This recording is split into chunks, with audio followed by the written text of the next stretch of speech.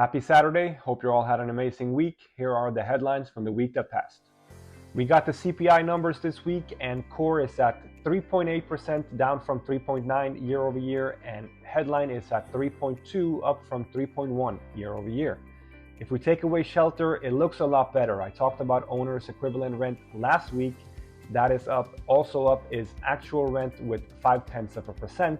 Other culprits are airline fares. They're up 3.6% month over month, and motor insurance is up 0.9% month over month and a whooping 20% year over year. Credit card delinquency is at 3.1%, which is the highest we've seen since 2011. The economy and the consumer are living off of credit spending. They're using their credit card and the buy now, pay later, and they're seeing a lot of stress.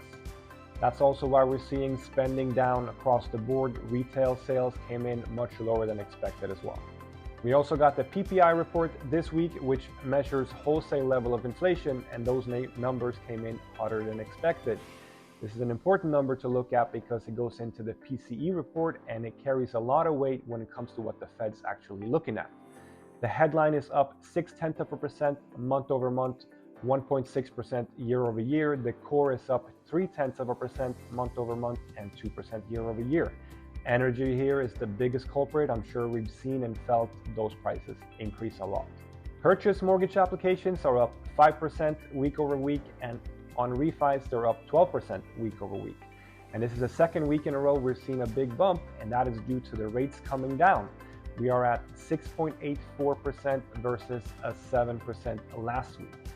This is a good sign for the market. People are coming back as the rate comes lower, so be ahead of the curve. Call me and get pre-approved today. Next week, the Fed will release the Fed rate decision and the updated statement of economic projections. Let's see if they're sticking to the 3 rate cuts this year or if the heated inflation numbers got them scared. So be sure to check in for those updates next week. All right, have a great weekend.